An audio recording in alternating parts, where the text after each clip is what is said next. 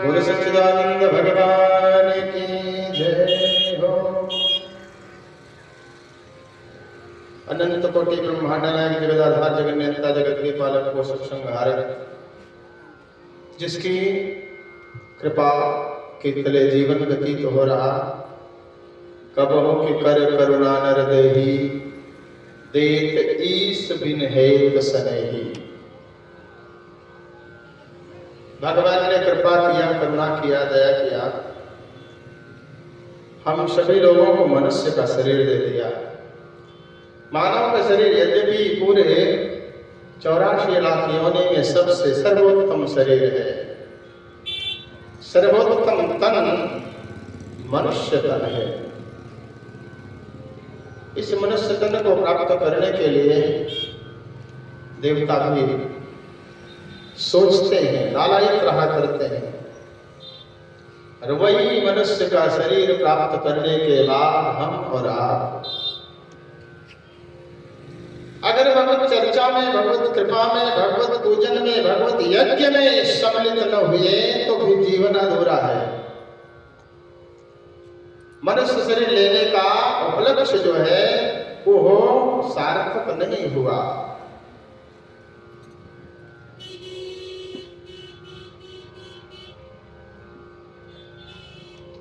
बाबा ने लिखा, आजन्म मात्र पियेन सखेन किंचित चित्तम विधाय सुख शास्त्र कथा न पीता। येन किंचित सखेन सुख शास्त्र कथा न पीता चित्त विधाय। चित्त को एकाग्रचित करके जिन्होंने भगवान की कथा नहीं सुना, यदि उसे मनुष्य जन्म मिला है फिर भी भगवान की कथा नहीं सुना तो क्या हुआ, क्या होगा? आगे बाबा लिख रहे हैं कि चांडाल वच्च खरवात वदते ननीतम। उसकी संज्ञा बाबा ने लिखा, वेद व्यास जी ने संज्ञा लिखा, ऐसे लोग जो आजन्म मात्र चित्तम विधाय सुख शास्त्र कथा न पीता तो चांडाल वच्च खरवत। ऐसे लोगों की संज्ञा चांडाल की हो सकती है, खरवत गधा के रूप में हो सकती है। जैसे ये चांडाल और गधा क्यों कहा गया?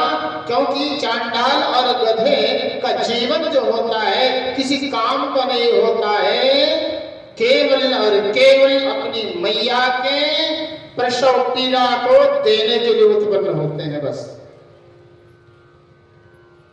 जन्म के समय जो मां को प्रसव की पीड़ा होती है बस वही देने के लिए चांडाल और गधे उत्पन्न हुआ करते हैं।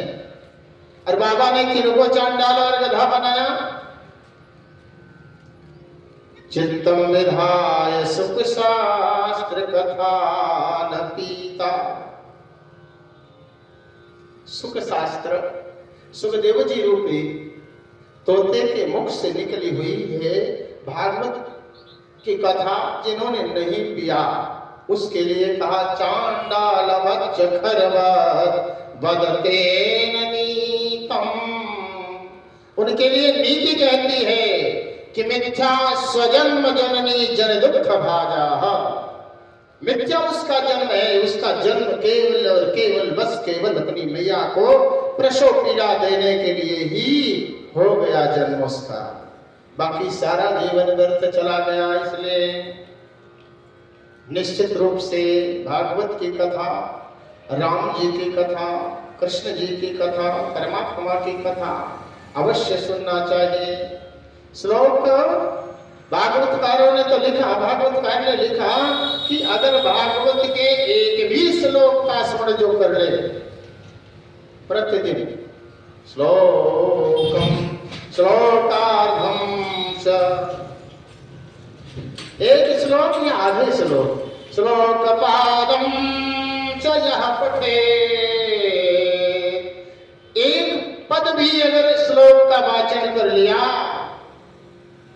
पहले तो कहा एक श्लोक, फिर आधा श्लोक, फिर एक पद का, पद माने पैर। और किसी भी श्लोक या चौपाई के 4 पद होते हैं।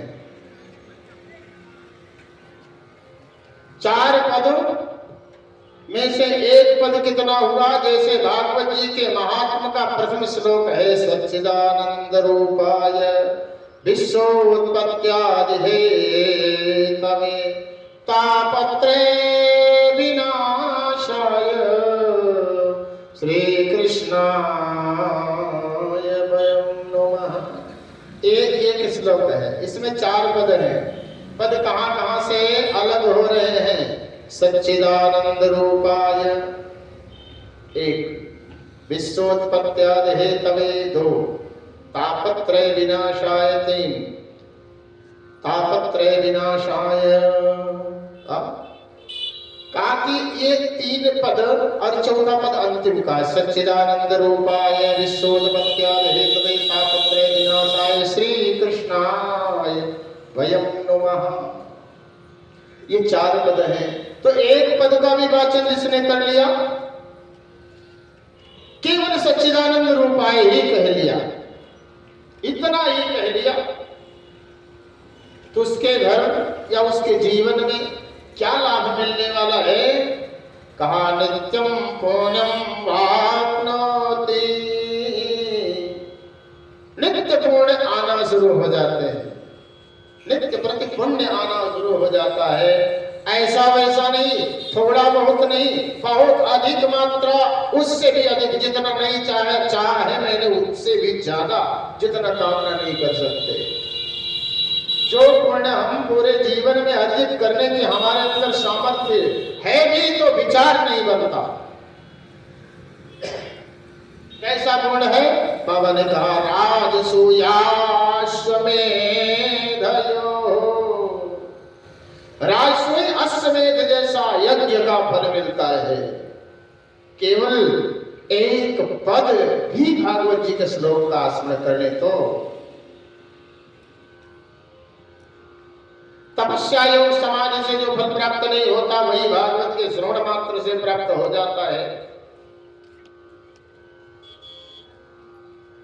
बाबा ने लिखा यज्ञात गर्जति सप्ताह, सप्ताहो गर्जति प्रताप, और तपसो गर्जति प्रोच्चैस तीर्थान नित्यम की गर्जति। श्रीमद् भागवत यज्ञ से अधिक गर्जता है। बड़ा से बड़ा यज्ञ होवे और भागवत की कथा हो जावे, यज्ञ से अधिक पुण्य देने वाला भागवत। व्रत तीर्थ से भी जो योग बनते हैं, जो पुण्य बनते हैं, उससे भी अधिक प्रभावशाली भागवत। और क्या कहे नारद जी, क्योंकि सनकादिक ऋषि नारद से ही कथा सुना रहे थे। सप्ताह सबसे अधिक गर्जना करने वाला है, इसलिए सप्ताह यज्ञ को श्रवण कर लेने से व्यक्ति को शांति प्राप्त हो जाती है। विहाय कामान्यः सर्वान् पुमांश्चरति निःस्पृहः।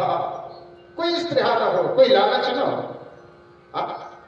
निर्ममो निरहंकारो सा शांतिम अधिगच्छति। जिसे सारे कामना को छोड़ करके, किसी भी स्पृहा को भी छोड़ करके, निर्ममता से, निरहंकार, अहंकार रहित होकर के कथा को जो सुनता है उसे शांति निश्चित रूप से मिलती है, और बिना शांति के सुख नहीं मिल सकता।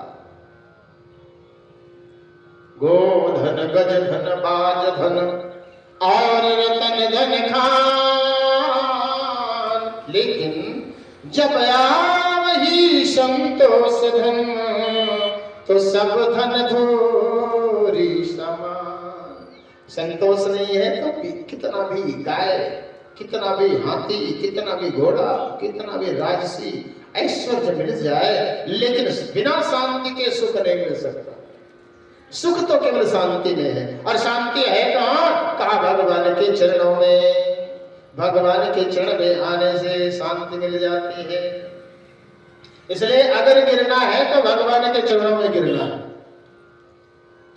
किसी संत ने कहा कि गिर जाना कहीं खज खंदक में, कहीं किसी खंदक में नहीं गिरना। मन कंचन कामिनी में ना गिर जा, गिर जाए जब ममता मन की, प्रभु के पद पंकज में गिर जा। अगर मन की ममता खत्म हो जाए तो भगवान के चरणों में गिरना है तो गिर जाओ। कहीं खंदक में, कहीं कामिनी के पीछे नहीं गिरना है। गिरना वही सार्थक है भगवान के चरणों में। का गिर जा जन सुंदर दीप सिखा, अपनी लखिहानी अब गिर जा, गिर जा गिरना विषया विश्वावर में, इसलिए गिर जा पति के पद में गिर जा। बोल शंकर भगवान की जय। गिरना है तो गिरजापति के चरणों में गिर जाओ। और गिरजापति के चरणों में गिर करके ओम का उच्चारण भी करते हुए भगवान के ध्यान का, भगवान के स्वरूप का ध्यान करो। ओम शब्द में समस्त विश्व समाया हुआ है। ओम प्रणव है, प्रणव में ही समस्त देवता समाहित हैं। सब कुछ मेरा ओम है। इसलिए कोई भी मंत्र जब हम वाचन करने लगते हैं, क्योंकि पूर्ण तो ओम ही है, बाकी सब अपूर्ण है, इसीलिए कोई भी मंत्र जब बोलते हैं तो वो अपूर्ण है, इसलिए पूर्ण करने के लिए ओम का उच्चारण करते हैं सबसे पहले। ओम अपवित्रः। अब ओम का कोई वहां पर जरूरत नहीं है, लेकिन जरूरत है भी, क्योंकि पूर्ण ओम ही है, इसलिए ओम का उच्चारण करना है। नहीं तो मंत्र तो सीधा बोलता है अपवित्रः पवित्रो वा सर्वावस्थांगतो वा। इतने में ही अर्थ निकल रहा है। अपवित्र हो, पवित्र हो, किसी भी अवस्था में गया हो। या स्मरेत पुंडरीकाक्षम, जो पुंडरीकाक्ष कमल नयन भगवान का ध्यान करता है, सबाह्याभ्यंतर शुचि ही, वो बाहर और अंदर दोनों से पवित्र हो जाता है। लेकिन अभी भी पूर्ण नहीं है, इसलिए ओम अपवित्रः पवित्रो वा। पूर्ण तो ब्रह्म है, पूर्ण तो ओम है, इसलिए ओम को लगाने की आवश्यकता है। इसलिए बड़े प्रेम से आइए ओम के उच्चारण के साथ में पंकज भैया के ढोलक के साथ में थोड़ा सा गा लें। हरि ओम हरि ओम हरि ओम हरि ओम हरि ओम हरि ओम हरि ओम हरि ओम हरि ओम हरि ओम हरि ओम हरि ओम ओम हरि ओम हरि ओम हरि ओम हरि ओम हरि ओम ओम हरि ओम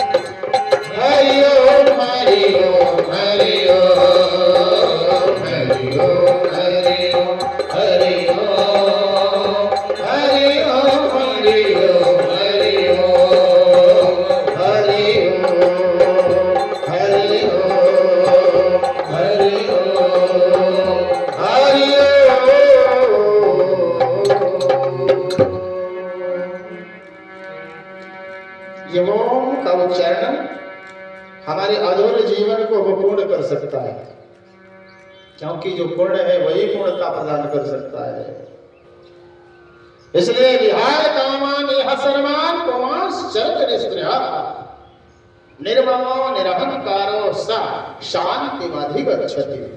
उसे शांति मिलेगी जो भगवान के चरणों में निर्ममता से निरहंकार से, कोई मद मोह नहीं है और भगवान के चरणों में पड़ा हुआ है, उसे मिल सकता है क्या? शांति। शांति रूपी धन उसे ही मिल सकता है। तो गिरिजा के पद के, गिरिजापति के पद में गिरिजा गिरना है तो भगवान शिव के चरणों में गिरो। शिव कल्याण के देवता हैं। शिव शब्द का उच्चारण करते ही हमारे जीवन में कल्याण आना शुरू हो जाता है, मंगल होना शुरू हो जाता है। इसलिए और श्रीमद् भागवत की कथा एक व्यक्ति का विषय नहीं है, ये तो सर्व सिद्धांत निष्पन्नम, सबका भला एक साथ में करने में सक्षम है। पूरे संसार का भला एक साथ में कर देने में सक्षम है श्रीमद् भागवत। कुमार बोल रहे हैं, कौन है कुमार? सनत कुमार, सनंदन, सनक सनंदन, सनत कुमार और सनातन, इन चारों को मिला करके कुमार की संज्ञा दी गई। कुमाराह ऊचु, कुमाराह बहुवचन, इसलिए चारों कुमार, चार हैं, तीन से अधिक तीन हुए तो बहुवचन हो गया, इसलिए चार है, इसलिए कुमाराह। भागवतकार ने लिखा कुमाराह ऊचु, कुमार बोलते हैं। हे नारद जी ध्यान से सुनना, ये भागवत जी बड़े ध्यान का विषय है। इस भागवत को सुनने से कौन कौन से लोग पवित्र हो जाते हैं, जरा उसको भी सुन लो। कायेन वाचा मनसा पातकम् नित्यं प्रकुर्वन्ति सखाठेन ये परस्वपुष्टा मलिना दुराशया सप्ताह यज्ञेन कलो पुनन्तु ते, सप्ताह यज्ञेन कलो पुनन्ति ते। कलियुग में, कली में सप्ताह यज्ञ किन लोगों को भी पवित्र कर देता है? कहा काये नवाचा, काया से, वाणी से, मन से, मनसा पातकम, काया वाणी मन तीनों से केवल पाप करता है। नित्यम प्रकृति सटा हटेने, नित्य प्रति सठता करता है। परस्य पुष्टा मनना दुराशया, दूसरे के धन से जो पुष्ट है, अपनी कमाई का कोई महत्व नहीं, जिसके जीवन में जो अपनी कमाई पर थोड़ा सा भी ध्यान नहीं देता, केवल दूसरे के धन से अपना जीवन चलाना चाहता है, ऐसे लोग भी कलौ पुनन्तु ते सप्ताह यज्ञेन, कली में सप्ताह कथा सुन लेने से पुनन्तु पवित्र हो जाते हैं। नारद जी कहने लगे कि और कोई है कि बस इतने ही है? कहा ना, ये मानवा पाप कृतास्तु सर्वदा, जो मनुष्य सदा सर्वदा केवल पाप ही करते हैं, सदा दुराचार रता विमार्गगाः, जो सदा दुराचार में ही लिप्त हैं, कुमार्गगामी हैं, क्रोधाग्निदग्धाः, क्रोध रूपी अग्नि से दग्ध हैं। क्रोध से बड़ा कोई आग, बड़ी कोई आग नहीं है संसार में। क्रोध जब आता है तो निश्चित रूप से एक बेटे को जन्म दे देता है। वो बेटा का नाम क्या है? क्रोध आया तो पाप रूपी बेटवा तैयार। क्रोध जब आएगा तो हम पाप करेंगे, बिना क्रोध के पाप नहीं कर सकते। बिना क्रोध के किसी को एक चांटा खींच करके मार नहीं सकते, बिना क्रोध के हम किसी को गालियां नहीं दे सकते। अगर हम मार दिए या गाली दे दिए तो पाप तैयार। तो क्रोध के बेटे का नाम पाप।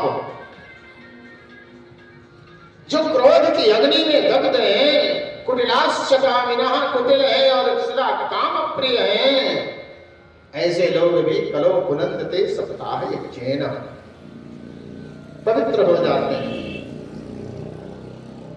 लोक चित्त में चंचल प्रवृत्ति वाले नारद जी एक सप्ताह तक भागवत की कथा सुनने के लिए एक जगह रुके हुए हैं। संत कुमारों ने पहले बताया, तब जब सूत जी ने बताया सनकादिकों को, तो सनकादिकों को विश्वास नहीं पड़ा। उन्होंने कहा नारद जी कैसे रुक सकते, आवाज कथा हो रही है, नारद जी को संत कुमार सुना रहे हैं। देखो 7 दिन से एक जगह पर रुके हुए, अभी भी मन नहीं भरता। पूछते हैं कोई ऐसी कथा बताओ जो पापी बहुत रहा हो उसका कल्याण हो गया हो, प्रमाण के साथ बताओ। सनकादियों ने कहा देखिए शब्द दो हैं, सौनकादि और शनकादि। कहीं सौनकादि और शनकादि में भ्रम न हो जाए, इसलिए थोड़ा सा इस पर भी विचार कर लिया जाए। शौनकादि है, शौनक आदि 88,000 ऋषि। शनकादि है केवल शनक, सनंदन, सनत कुमार और सनातन जैसे 4 महात्मा जो हमारे पूर्वजों के भी पूर्वज हैं। पंचहायना 5 वर्ष की आयु के ही सदा सर्वदा लगते हैं। उन्होंने कहा हाँ है, कोई ना कोई तो ऐसा है। कहा प्रमाण के साथ बताइएगा प्रभु। नारद जी ने कहा प्रमाण के साथ बताओ। सनकादिकों ने कहा देखो सुनो, यस्य श्रवण मात्रेण पाप हानि प्रजायते, जो मैं सुनाने चल रहा हूं उसको सुनने के साथ ही पाप का शमन हो जाएगा। सुनने मात्र से ही पाप का शमन हो जाएगा। कोई बहुत बड़ा पापी हो, उसको प्रायश्चित करना पड़ जाए। पहले तो हमारे आपके यहाँ भी लोग जैसे बहुत बड़ा पाप कर जाते थे तो वो कहाँ जाते थे? लोग गांव वाले भी डांट करके कहते थे जाओ फला पंडित जी के पास, वो जो तुमको दंड देंगे उसे भोगना पड़ेगा। तो भीख मांगने का भी दंड दे देते थे। ऐसे लोग भीख मांगते थे, अपने घर नहीं जाते थे। कहा ऐसे पाप भी केवल श्रवण मात्र से समाप्त हो जाएंगे। ये तो सरल व्यवस्था है। कहा ठीक, आप सुनाइए। कुमारों ने कहा तुंगभद्रा तटे पूर्वम भूतपत्तनमुत्तमम् यत्र वर्णाः स्वधर्मेण सत्य सत्कर्म तत्पराः। एक तुंगभद्रा नदी के किनारे एक गांव था जहां पर चारों वर्ण के लोग यत्र वर्णाः स्वधर्मेण, चारों वर्ण के लोग अपने अपने धर्म का पालन करते थे। सत्य सत्कर्म तत्पराः, जिनका जो कर्म है उसी में तत्पर रहा करते थे। उसी गांव में एक पंडित जी रहा करते थे जिनका नाम है आत्मदेवपुरे तस्मिन् सर्ववेद विशारदः। सभी वेद के विशारद, विशारद की डिग्री वेदों के विषय में विशारद की डिग्री प्राप्त किए हुए आत्मदेव जी श्रौत स्मारते सुनिष्णातो। यहां तक कि भागवतकार ने लिखा द्वितीय युग भास्कर, दूसरे सूर्य के समान थे पंडित जी। आत्मदेव ब्राह्मण का कार्य क्या था? प्रतिदिन का भिक्षुको वित्तवान लोके तत्प्रिया धुंधली स्मृता। भिक्षुक होते हुए भी वित्तवान थे। जैसे आजकल के ब्राह्मण ना। भागवत कथा कहने वाले ही ब्राह्मण विद्वान है कि नहीं है? लोगों के समझ में जरूर है विद्वान ना, लेकिन हम जैसे लोग विद्वान है कि नहीं है? है? वो लक्ष्मी वाला, वो रुपये वाला धन तो ना होगा, लेकिन ये धन तो है मेरे पास, ये जो धन बट रहा है ये तो है। किसी के पास रहेगा तभी तो बटेगा, इसलिए कोई ना कोई धन तो है।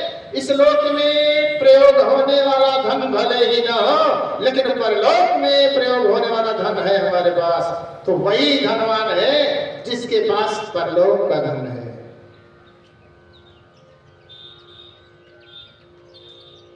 भिक्षुको वित्तवान लोके तत्प्रिया धुंधली स्मृता। उनकी पत्नी का नाम धुंधली था। धुंधली शब्द का अर्थ आप लोग जानते होंगे। धुंध माने अंधेरा होता है, अंधेरा करने वाली, जहां रहे अंधेरा ही रहे, ऐसे का नाम धुंधली। नाम का बहुत बड़ा प्रभाव है। वो क्या करती थी? वाक्य स्थापिता नित्यम। वो अपने घर वालों को, अपने पति को, अपने बेटों को केवल यही करती थी कि मैं जो कहूंगी वही होगा घर में। सवाक्य स्थापिता, मेरी बात मानी जाएगी घर में, नहीं होगा, नहीं मानी जाएगी तो फिर क्या करूंगी वो तुम भी नहीं जान सकते हो। नित्यम सवाक्य स्थापिता, अपना बात तुम पर करने वाली थी। यद्यपि सुंदरी सुकुलोद्भवा, सुंदरी थी, स्वरूप बड़ा अच्छा था और सुंदर कुल में उसका जन्म भी हुआ था। ऐसी बेटी धुंधली, आत्मदेव की पत्नी। कार्य क्या था उसका? कालोक वार्ता रता क्रूरा प्रायसो बहुजल्पिका। बहुजल्पिका, जल्प माने बोलना, बहुत बोलने वाली थी। संसार की बातों में रत रहा करती थी, उसमें बड़ा मन लगता था। कई लोग होते हैं जो सांसारिक बातों में बहुत रुझान रखते हैं और आध्यात्मिक कार्य में ध्यान नहीं रखते। और एक कार्य और था सूरा च गृह कार्येषु गृह कार्येषु सूरा, घर के काम करने में बहुत बहादुर थी वो। कृपण भी थी, कलह प्रिय भी थी, झगड़ा लड़ाई में बड़ा प्रेम रखने वाली थी। अच्छा, जो झगड़ा ज्यादा करते हैं वो काम भी ज्यादा करते हैं। क्यों? ऐसा क्यों है? जो झगड़ा ज्यादा करते हैं वो काम भी ज्यादा करते हैं, जो ज्यादा बोलते हैं वो काम भी ज्यादा करते हैं। नहीं तो अगर वो काम नहीं करेंगे तो उनका बोलना कोई सहेगा नहीं। अब इतना जल्दी जल्दी काम निपटा करके बोलने का समय निकाल लेते हैं, नहीं तो समय ही कहां है बोलने का। इसलिए प्रायसो बहुजल्प क्या कटरा कलह प्रिया गृह कार्येषु सूरा, घर कार्य में बड़ी सूरवीर थी। पंडित जी का कर्म था खटकर्मो निपुणो विप्रो मंत्र तंत्र विशारदा। 6 कर्म में निपुण थे वो। 6 कर्म ब्राह्मणों के लिए लिखा गया। अध्ययनम अध्यापनम यजनम याजनम तथा दानम प्रतिग्रहश्चैव। ये अध्ययन करना और दूसरे बालक को भी अध्ययन करवाना, अपने आप खुद विद्या अर्जन करना और विद्या बांटना, 2 काम हो गए। फिर यज्ञ करना और करवाना, अपने लिए भी यज्ञ करना और दूसरे के यज्ञ को भी संपन्न करवाना, 4 हो गए। फिर उसके बाद कहा कि दान लेना, दानम तत्ग्रहश्चैव, दान देना और दान लेना।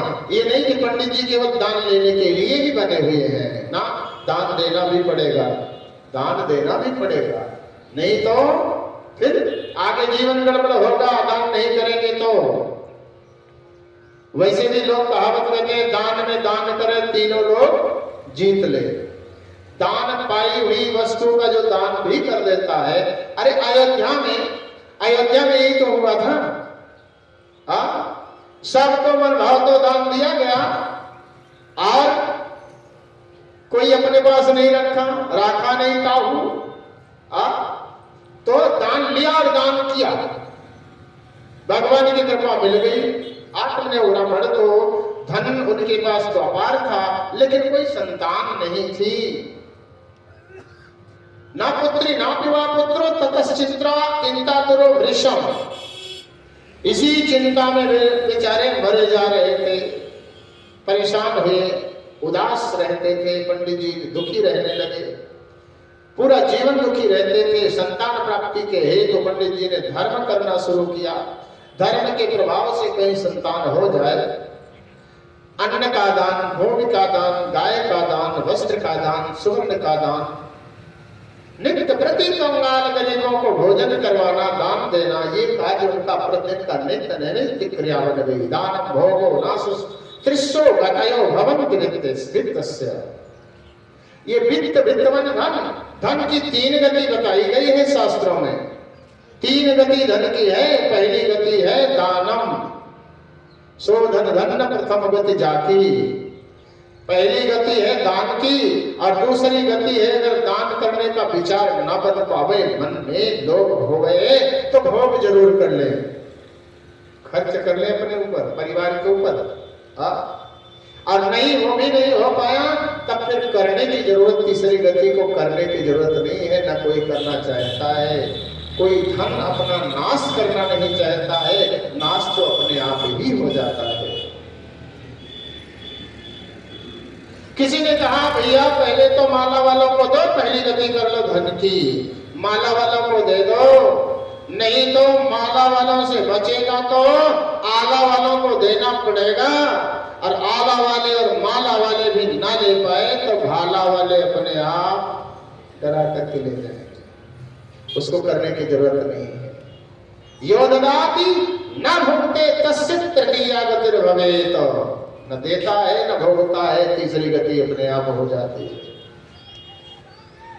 शास्त्रों में लिखी बातें कि दाने न पाणे न तु कंकणेन स्रोतम श्रुतेनैव न तु कुंडलेन। हाथ दान के लिए बना है, न कि सुंदर सा कंगन पहन लेने से हाथ की शोभा बन जाएगी। श्रोतम श्रुतम नैव, ये श्रवण इंद्री कान जो है ये अच्छी बातें सुनने के लिए बनाया गया है। इसकी उपादेयता तब सिद्ध होगी जब अच्छी बातें, अच्छे सत्संग इसमें जाएंगे, न कि सुंदर सा सोने का कुंडल पहन लेने से इसको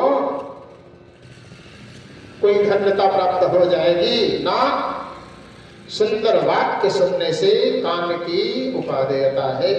विभाति कायम विभाति कायः करुणा पराणाम परोपकारेण न तु चंदनेन। चंदन लगा लेने से शरीर की शोभा नहीं बन सकती, केवल चंदन लगा लेने से शरीर की शोभा नहीं बन सकती। विभाति काया करुणा परिणाम, शरीर की उपादेयता, शरीर की धन्यता तब है जब करुणा परिणाम, दूसरे के ऊपर करुणा का विचार बन जाए, दूसरे के ऊपर दया करने का विचार बन जाए, परोपकार करने का विचार बन जाए। नदी की तरह, वृक्ष की तरह, पर्वत की तरह, पृथ्वी की तरह। पिबन्ति नद्यः स्वयमेव नाम्भः स्वयं न खादन्ति फलानि वृक्षाः। ये विचार बन जाए, हम अपनी कमाई को स्वयं कम खा करके परोपकार में ज्यादा खिलाने का प्रयास करें, तब यह परोपकाराय सताम विभूतया का लक्षण है। इसलिए आत्मदेव पंडित जी खूब दान देना शुरू किए, अनुष्ठान किए, कोई संतान फिर भी न भई। बाद में पंडित जी ने सोचा अब क्या करूं, तो भागवतकार ने लिखा कि एकदा साधुजो दुखाद गृहम त्यक्त्वा वनम गता। दुख में गृह को छोड़ करके और वन का रास्ता पकड़ लिया, वन में चले गए। दोपहर का समय है, प्यास लग गई, और जब प्यास लगी पंडित जी को तो तालाब के किनारे पहुंचे, पानी पिया और संतान की प्यास तो अब भी नहीं बुझी है, संतान रूपी प्यास अब भी नहीं बुझी है, तो दुखी होकर के पीत्वा जलम विखंडस्तो प्रजा दुखेन करेशिता, प्रजा पुत्र के दुख में दुखी। और वहीं पर थोड़ी ही देर में भगवत कृपा हुई कि मुहूर्तादपि तत्रैव सन्यासी कुत्र कश्चिदागतः, कोई एक सन्यासी आया। सन्यासी आए, जैसे सन्यासी को पंडित जी ने देखा तुरंत उनके चरणों में गिर पड़े, प्रणाम किया, प्रणाम करके रोने लगे, बिलखने लगे, अपने दुख को सोचने लगे। रोता देखा सन्यासी ने तो यतिरुवाच, विप्रदेव आप तो ब्राह्मण दिखाई पड़ रहे हो, कथम रोजसी विप्रंतम, आप रो क्यों रहे हो? काते चिंता बलियसी, कौन इतनी बलवान चिंता तुमको हो गई जो रोने लगे? आप विद्वान लगते हो, विद्वानों को चिंता तो होनी ही नहीं चाहिए। आत्मदेव जी बोल पड़े, दिग्जीवितम प्रजाहीनम दिग्धनम दिग्गृहम च प्रजाविना, ऐसा जीवन धिक्कार है जीवन को जिसके पास एक पुत्र न हो, और ऐसे घर को भी धिक्कार है जिस घर में एक दीपक पुत्र रूपी दीपक न हो। दिग्धनम च नपत्यस्य, ऐसे धन को भी धिक्कार है जिसको वह करने वाला कोई न हो, कोई पुत्र न हो। दिक्कुलम संतति बिना, ऐसे कुल को धिक्कार है जिसमें संतति आगे नहीं चल रही। इसलिए हे यति जी, आप अगर कृपा कर देते तो मुझको भी संतान हो जाती। हे मुनिवर, मेरी पत्नी के पुत्र होने की बात तो छोड़ दो, दूर की बात रही, पाल्यते या मया धेनु सा बंध्या सर्वथा भवे, मैं कोई गैया भी पालता हूं वो भी बंध्या हो जाती है, वो भी बछड़ा बछड़ी नहीं देती। मेरे द्वारा लगाए हुए वृक्ष भी फल नहीं देते। ऐसा कहते कहते आत्मदेव जी और फपक फपक करके रोने लगे। सन्यासी ने कहा क्यों? क्योंकि सन्यासी का हृदय बड़ा कोमल होता है, इतना कोमल होता है कि बाबा गोस्वामी तुलसीदास जी ने कहा तो बड़ा कोमल होता है, लेकिन फिर अपने आप ही कह रहे हैं कि कहा संत कभी न कहा पर कहे न जाना, इससे भी ज्यादा कोमल होता है। क्योंकि बाबा ने कहा है कि संत हृदय नवनीत समाना, और कहा कभी न पर कहा ही न जाना। संत का हृदय नैरो मक्खन के समान कोमल होता है, लेकिन संतों ने कहा तो मक्खन के समान कोमल होता है संत का हृदय, लेकिन मैं ये जानता हूं कि पर दुख द्रवई संत सुपनीता, ये मक्खन तो आग की गर्मी से या सूर्य की गर्मी से पिघल जाता है, लेकिन यह संत रूपी जो स्वभाव है, संत का स्वभाव तो केवल और केवल दूसरे को दुख देकर दुखी देख लेने पर यह द्रवित हो जाता है, द्रवीभूत हो जाता है। तो मक्खन से ज्यादा कोमल है कि नहीं? संत का हृदय मक्खन से भी ज्यादा कोमल।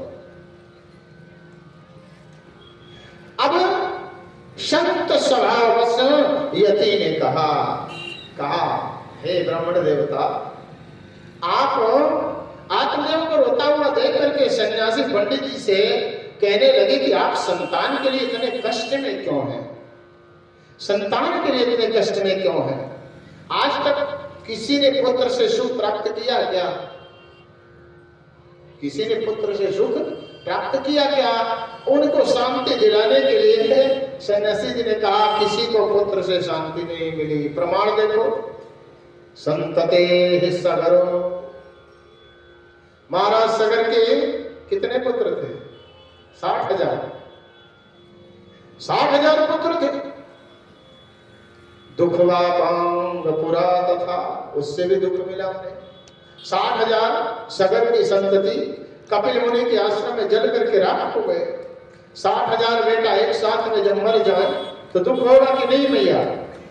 दुख होगा, निश्चित रूप से होगा। इसलिए रे मुंचात कुटुंबाशा संतते सर्वदा सुखम संन्यासे सर्वदा सुखम। इसलिए कुटुंब की आशा छोड़ दो मुंच, मेरी समझ में सन्यासी होकर के रहो, इसी में सबसे बड़ा सुख है। और नहीं तो जानते हो, पुत्र अगर मिला, अब मिलने के बाद पुत्र न रहने पर केवल एक दुख होता है कि हमारे संतान नहीं है। अब पुत्र होने के बाद 1000 दुख होता है। क्यों?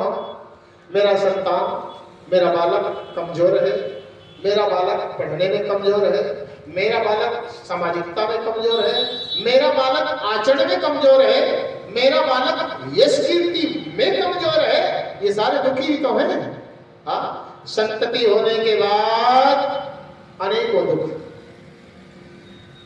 तो जान लीजिए पंडित जी, यद्यपि पुत्र के लिए आप परेशान हो, लेकिन अगर पुत्र मिल गया तो शास्त्र के विधान से सुनो, कुब्रामवाशाः कुलहीन सेवा कुभोजनम क्रोधमुखी च भार्या। ये दुख के कारण ही है कुग्राम का वास, जहां हमें अच्छा न लगे वहीं हमको जबरदस्ती रोक दिया जाए। हाँ, दुख होगा कि नहीं होगा?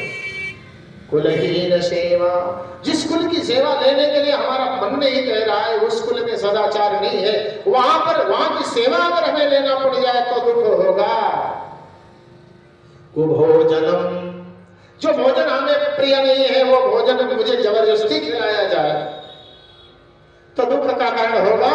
क्रोधमुखी च भार्या, पत्नी जी आई वो ज्वालामुखी हो गई, प्रतिदिन जब बोलती है तो केवल क्रोध बोलती है, तो पूरा जीवन दुखित हो गया। मूर्खस्य पुत्रो विधवा च कन्या विनाग्निना खड्गप्रदहेदितायम्। ये 6 दुख बिना अग्नि के शरीर को जला देते हैं। मूर्ख पुत्र हो गया, जिस तरफ जाता है केवल उलाहना करता है, उलाहना लिख मंगवाता है। और बेटी विवाह के बाद भी विधवा हो गई, इससे बड़ा कोई दुख नहीं पिता के लिए। इसलिए अब आप संतति की इच्छा करिए ही मत। हाँ, संतति से लाभ भी है और नुकसान भी है, सुख भी है और दुख भी है। ये 6 कारण दुख के रहे और 6 कारण सुख के भी हैं। संतति हो तो कैसी हो, अब होगी कि नहीं होगी ये तो ऊपर वाला जाने, ये तो हमारा प्रारब्ध जाने कि संतति हमारे कहने पर चलेगी कि नहीं चलेगी। लेकिन ऐसी अगर संतति होगी तो सुख भी मिलेगा। ऐसा नहीं है कि पंडित जी कह रहे भैया संतान से तो दुख मिलता है, तो संतान को कहे कोई चाहे नहीं, संतति चाहिए हमें, लेकिन संतति हो तो कैसी हो। शास्त्रकारों ने लिखा, अर्थागमो नित्यम अरोगितां च। नित्य प्रति घर में अर्थ का आगम हो, केवल 100 रुपए आने का आगम हो, लेकिन रोज हो। एक दिन 5000 मिल गया, महीना भर 0/0 रहा, तब क्या होगा? अर्थागमो नित्यम अरोगितां च। 100 रुपए का ही इनकम हो, रोज हो। घर में जितने प्राणी हो अरोगितां च, उनको रोग न हो। आजकल रोग हो गया तो 1 लाख रुपए रोज आवे, वो डॉक्टर के पास पहुंचोगे तो 1 घंटा में 1 लाख जमा करवा देगा। वेंटिलेटर पे गया तो 1 लाख घसा घस गिरना शुरू हो गया ना। तो आरोग्यतां च, घर में आरोग्य का हो, ये सुख का कारण है। और प्रिया च भार्या प्रियवादिनी च, पत्नी स्वरूपवान हो, सुंदर हो, देखने में भी सुंदर लगती हो, और प्रियवादिनी च, सुंदरता के साथ में प्रिय बोलने वाली भी हो। ऐसा नहीं कि बाहर से नीक इनारुण अस और अंदर है भरा जहर अपार। देखने बड़ी सुंदरी, अब बोलती है तो केवल आग बदलती है, ऐसा नहीं। प्रियाच भार्या प्रियवादिनी चा, पत्नी सुंदर हो, सुंदरी के साथ में सुंदर आचरण वाली हो। कहा वश्यस्य पुत्रोर्थ करी च विद्या, पुत्र हो गए पिता के बस में हो गए, पिता का आज्ञाकारी हो गए, आचरणवान हो गए, आज्ञा मानने वाला हो गए। पिता जो कह दे गए उसे पुत्र बिना सोचे उसको कर डाले। जिन्होंने पिता की आज्ञा मान करके बिना सोचे आज्ञा का पालन किया है, भले ही वो दुखद कार्य को ही का अंजाम न दिया हो, लेकिन बाद में वो सुखी हुआ है। यह था जैसे परशुराम जी अपनी मैया रेणुका को पिता जमदग्नि के कहने पर आदेश मात्र से ही फरसे से सिर को अलग कर दिया। बाद में पिताजी ने प्रसन्नता व्यक्त किया, प्रसन्नता व्यक्त किया और कहा बेटा तेरे कार्य पर मैं आज अति प्रसन्न हूं, मांग ले जो मांगना हो। कहा पिताजी अगर मेरे कार्य पे आप प्रसन्न हो तो मेरी मैया को जिंदा कर दो और उसकी याद न रह जाए कि परशुराम ने मुझे मृत्युदंड भी दिया। जमदग्नि तेजस्वी महात्मा थे, तथास्तु कह दिया। फिर वही हो गया, सुख दुख के बाद सुख आया कि नहीं आया। इसलिए बिना विचारे जो करे, बिना विचारे पिता और माता और गुरु की आज्ञा का जो पालन कर लेता है उसे सुख दुख नहीं केवल सुख ही मिलता है। ये कहा वश्यस्य पुत्रोर्थ करी च विद्या, बस में पुत्र अपने बस में हो और विद्या जो हम पढ़े, चाहे संस्कृत पढ़े, अंग्रेजी पढ़े, फारसी पढ़े, उर्दू पढ़े, कुछ भी पढ़े, लेकिन वो विद्या हमारे धनार्जन में सहयोगी बन जाए, उस विद्या से हमें धन मिलने लगे। ये 6 जो है अर्थागमो नित्यम अरोगितां च प्रिया च भार्या प्रियवादिनी च वश्यस्य पुत्रोर्थ करी च विद्या खड्जीव लोके सुखानि राजन्। ये 6 संसार में सुख भी हैं, ऐसा नहीं है। तो संतान 2 प्रकार से होती है पंडित जी, एक तो जन्म देने से और दूसरा दीक्षा देने से। दीक्षा जिस गुरु ने हमें दिया है उसके हम पुत्र हैं, वो पुत्रवत अपने शिष्य को मानता है। हे आत्मदेव जी, आपने इस जन्म में तो पुण्य किया ही है और विद्या अध्ययन भी किया है, तो विद्वान हो, आप चेला बनाना शुरू करो, सारे तुम्हारे बेटे हो जाएंगे। आत्मदेव बोले ये सब ज्ञान हमें मत बताओ, ये सब ज्ञान तो हम जानते हैं, हमने सारे शास्त्रों को पढ़ा है, पहले भी सर्ववेद विशारद आत्मदेव के विषय में पढ़ा गया, सुना गया, तो ये सब हम जानते हैं। लेकिन आपके बस में है कि नहीं, पुत्र दे दोगे कि नहीं दे पाओगे, इसको बताओ, बस इतना ही बात है। काहे परेशान हो पुत्र के लिए, तो कहा हम ही नहीं परेशान है। आपने सगर की उपमा दिया, सीताराम सगर की उपमा दिया मेरे लिए, मैं देखिए एक प्रमाण मैं भी बताता हूं। अगर मैं परेशान हूं तो मैं गलत, लेकिन वो जब परेशान था तो वो कैसे, वो भी गलत हो सकता है ना। मानसकारों ने लिखा, एक बार भूपति मन माही भई गलानि मोरे सुत नाही।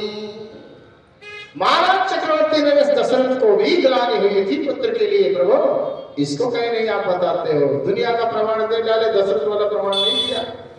तो जैसे दशरथ जी अधीर थे वैसे मैं भी अधीर हूं, मुझे अब संतान दो, और नहीं दोगे तो यही तुम्हारे चरणों में सिर पटक करके प्राण दे दूंगा। इतना कठिन निश्चय जब ब्राह्मण का सुना, यति के कान खड़े हो गए। उन्होंने सोचा ब्राह्मण देवता है, और ब्राह्मण देवता अगर मेरे पास मृत्यु को प्राप्त हो जाएंगे तो ब्रह्म हत्या मुझे लग जाएगी। इसलिए ब्रह्म हत्या से जान छुड़ाने के लिए झोले में हाथ डाला और एक फल निकाला, फल निकाल करके पंडित जी को दे दिया। पंडित जी जाओ ये फल ले जा करके अपनी भार्या को, अपनी पत्नी को देना, उसे नियम भी बता देना। नियम बताना, नियम बता देना कि वो पवित्रता से रहेगी। कृपणा कृपणा कलह प्रिया है पहले से भी है, लेकिन यति ने कहा कृपणता छोड़ करके झगड़ा लड़ाई में ज्यादा रुचि न रखेगी, अल्पाहारी रहेगी, एक समय भोजन करने वाली रहेगी, भूसाई रहेगी, पवित्रता से रहेगी, तो जाओ आज के 10वें महीने तुम्हारी पत्नी को सुंदर गुणवान पद प्राप्त होगा। फल लेकर के चले आए बेचारे, और जैसे ही घर में आए पत्नी को दे दिया। पत्निया पाड़ो फलम दत्वा, पत्नी के हाथ में फल दे दिया और देने के बाद पूरी विशेषता बता दिया, तुमको ऐसे रहना है, इसको खाना है तो तुमको पुत्र होगा। अब पत्नी को विश्वास ही नहीं होता, पता नहीं किस जोगी से लेकर के आए होंगे फल। आत्मदेव की पत्नी धुंधली मैया अपने मन में तर्क वितर्क बुद्धि ही धुंधली है, तर्क वितर्क कर रही, खाऊं या ना खाऊं, खाऊं या ना खाऊं। इतने में गांव वाले कुछ आस पास की माताएं भी आ गई।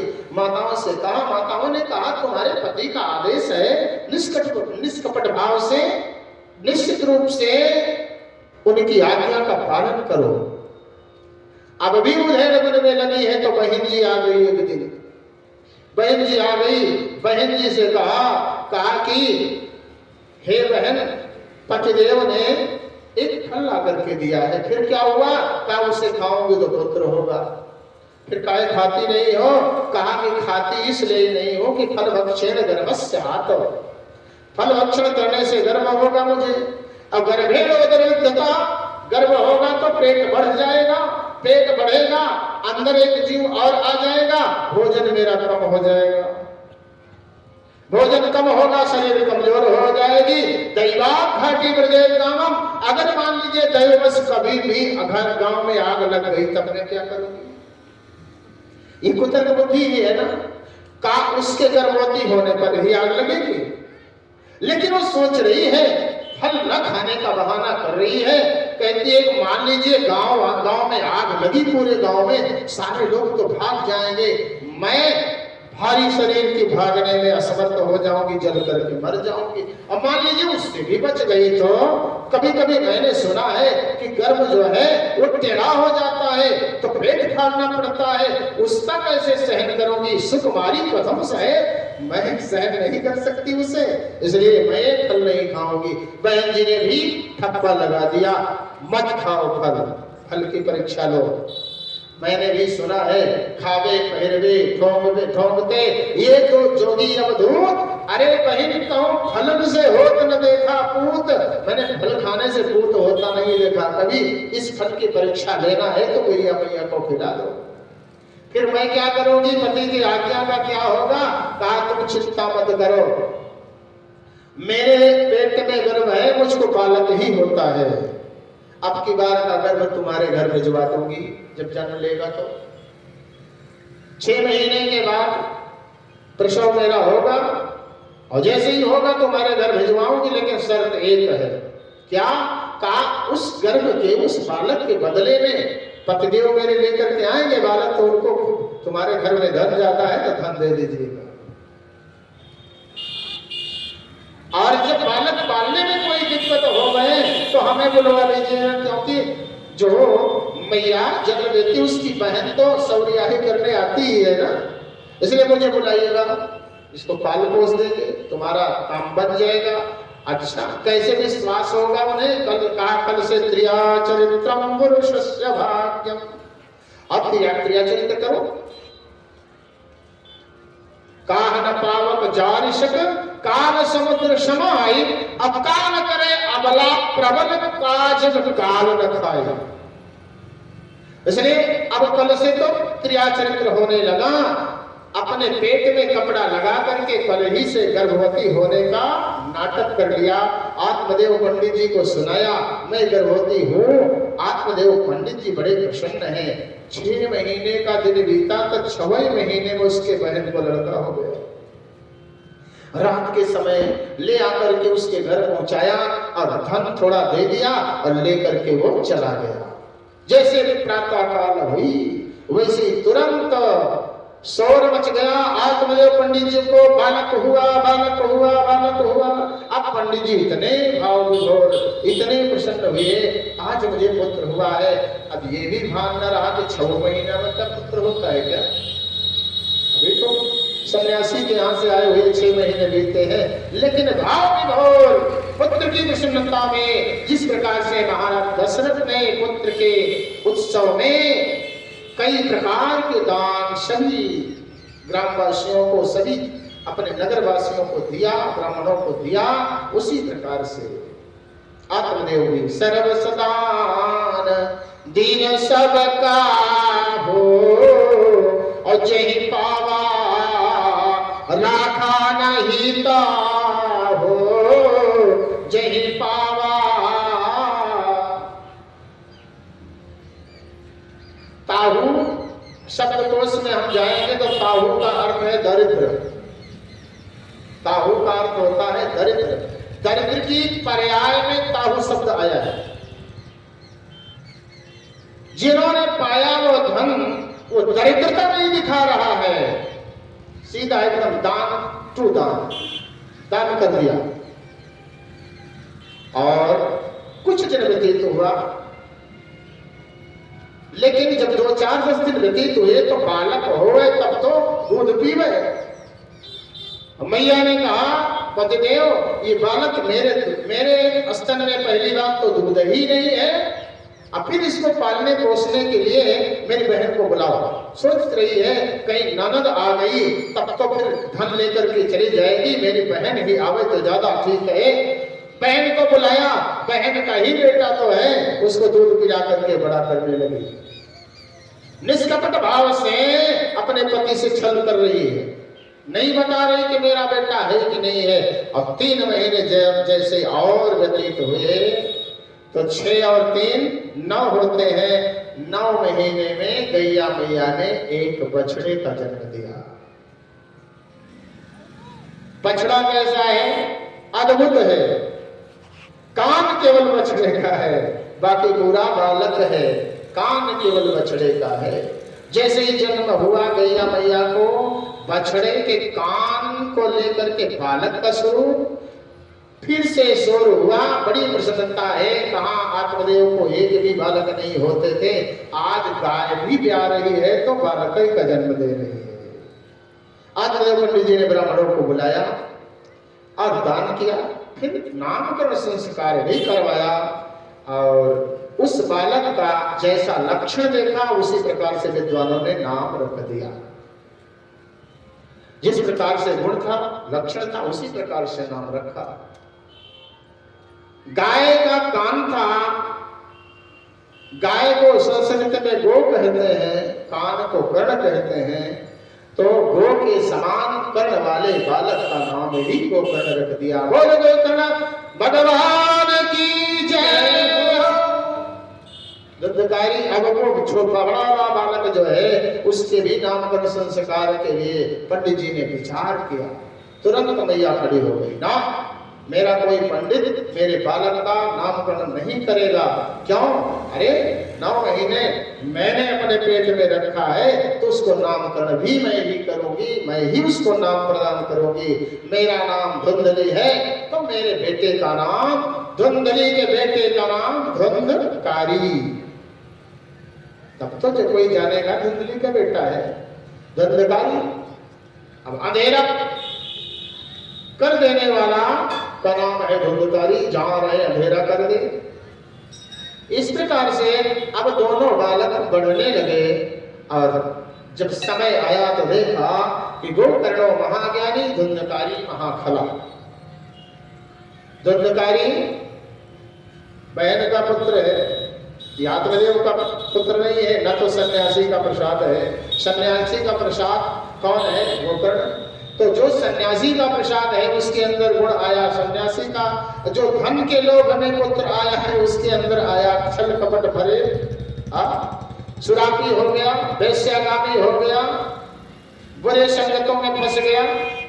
और अब तो आत्मदेव पंडित जी के पास धीरे धीरे गांव से उलाहना आना शुरू हो गया। क्यों?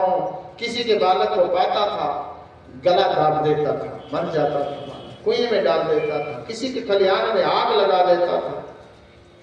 इस प्रकार की उद्दंडता धुंधकारी करता था।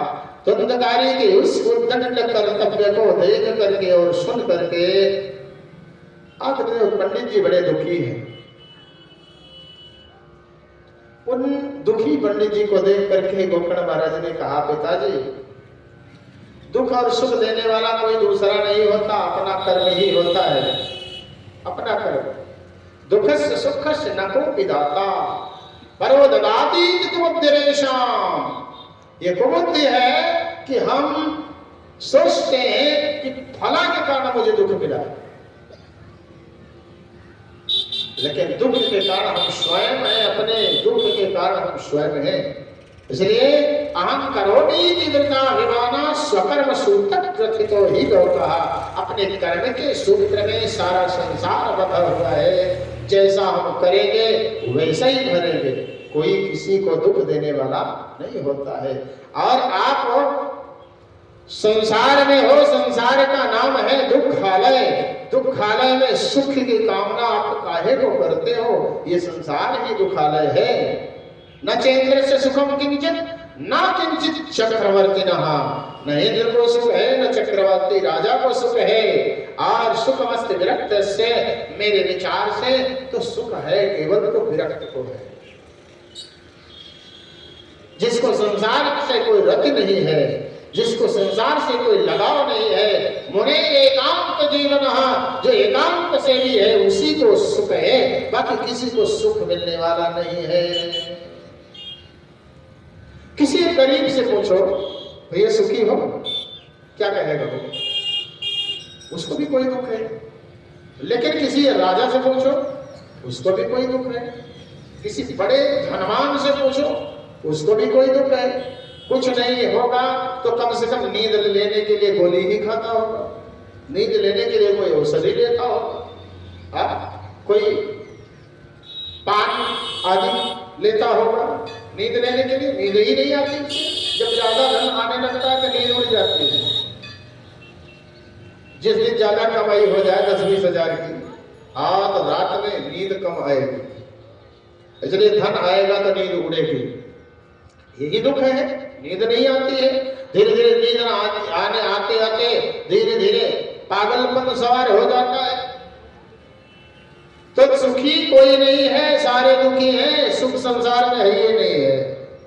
किसी संत ने कहा दीन कहे धनवान सुखी, और धनवान कहे सुख राजा को भारी, और राजा कहे महाराजा सुखी, महाराजा कहे सुख इंद्र को भारी। इंद्र के पास सुख है। अगर इंद्र के पास सुख है तो इंद्र पृथ्वी पर थोड़े है। पृथ्वी से सुख हट गया कि नहीं हटा? लेकिन इंद्र के पास भी सुख नहीं है। कहा इंद्र कहे मौसे ब्रह्मा सुखी। इंद्र से पूछा गया, भैया इंद्र देवराज आप तो सुखी हो, देवताओं के राजा हो। कहा ना, मैं सुखी नहीं हूं, मुझसे ज्यादा ब्रह्मा जी सुखी है। क्योंकि उन्होंने सबकी सृष्टि, देव और मानव सबकी सृष्टि किया है, वो सबके मालिक हैं। अब ब्रह्मा कहे मौसे विष्णु। ब्रह्मा बाबा से पूछा गया, ब्रह्मा ने कहा ना, जिसने मुझे रचा है वो सुखी है ज्यादा, मेरे ऊपर वाला। लेकिन तुलसीदास विचारी कहे, बिन राम भजे सब जीव दुखारी। बिना राम के भजने से सारा जीव दुखारी ही दुखारी है। इसलिए पिताजी आप अब क्या करोगे? मेरे विचार से आप घर द्वार छोड़ करके एकांत से भी हो करके और अपने जीवन को सार्थक बनाने के लिए प्रयास करो। धर्मम भजस्व सततम त्यज लोक धर्मान। लोक धर्मान त्यज, लोक धर्म को छोड़ो। धर्मम भजस्व, धर्म का आचरण करो, धर्म का आश्रय लो। कहा सेवस्य साधु पुरुषाम जहिलो तृष्णा। संसार से कोई लगाव मत रखो, साधु पुरुषों की सेवा करो। अन्यस्य दोष गुण चिंतन मुक्त्वा सेवा कथा निज मोहन तरा तिवत्ता। आप कथा का पान करो, सत्संग करो, क्योंकि बहुत पसारा मत करो, कर थोड़े की आश, क्योंकि बहुत पसारा जिद किया वे भी गए निराश।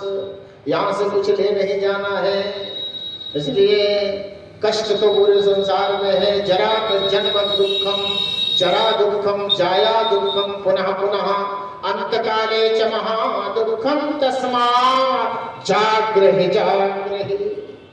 आप पूरे संसार में दुख ही दुख है, जीवन के अंत में भी जन्मत मरत दुसा दुख हुई। इसलिए अभी भी जाग जाओ, अभी भी जाग जाओ। ये लक्ष्मी के चक्कर में नहीं चला लक्ष्मी चला प्राणे, चले जीवित मंदिरे, चला चले तू संसारे, धर्म को ही निश्चला। चला चले के संसार में एक चीज हमारे पास निश्चल है,